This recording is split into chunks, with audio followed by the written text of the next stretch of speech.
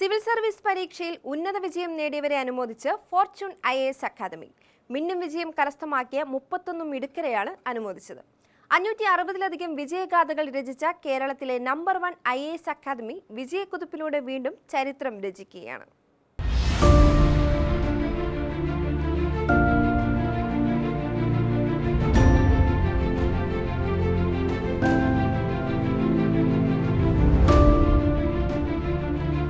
അടിക്കടി മാറുന്ന UPSC പരീക്ഷാ രീതികളെ പൂർണ്ണമായും ഉൾക്കൊണ്ടുകൊണ്ടുള്ള വിശദമായ പരിശീലന പദ്ധതിയാണ് ഫോർച്യൂൺ IAS അക്കാദമിയുടെ വിജയരഹസ്യം.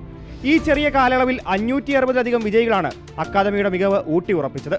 അങ്ങനെ കേരളത്തിലെ തന്നെ നമ്പർ 1 സിവിൽ സർവീസ് കോച്ചിംഗ് സെന്ററായി ഫോർച്യൂൺ മാറി.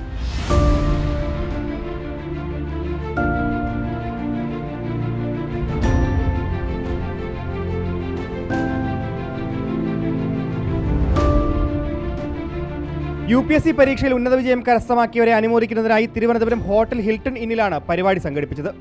റിട്ടയർഡ് IPS ഉദ്യോഗസ്ഥൻ N. രാമേന്ദ്രൻ അധ്യക്ഷനായ ചടങ്ങിൽ എഴുത്തുകാരനും ചരിത്രകാരനുമായ മനു S. പിള്ള വിശിഷ്ടാതിഥിയായി. എനിക്ക് ഇവിടെ വരുന്ന സമയത്ത് തന്നെ ഇവരോട് ചോദിച്ചു about the academy, about the various candidates and students here. അപ്പോൾ ഇവർ പറഞ്ഞു ഇപ്പം പണ്ടൊക്കെ കൂടുതലും ആൺകുട്ടികളായിരുന്നു വരുന്നത്, ഇപ്പം ദ പ്രൊപ്പോർഷൻ ഇസ് ഡിഫറെന്റ്.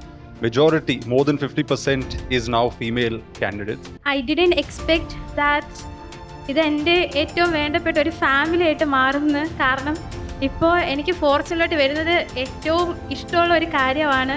12 വർഷത്തിലേറെയായി സിവിൽ സർവീസ് പരിശീലന രംഗത്തെ വിജയമന്ത്രമായ ഫോർച്യൂൺ അക്കാദമി വിദ്യാർത്ഥിയുടെ പഠനശൈലിയെയും കഴിവുകളെയും അടിസ്ഥാനമാക്കി പുതിയ പഠന രീതി തന്നെ രചിക്കുകയാണ്. റിപ്പോർട്ടർ, തിരുവനന്തപുരം.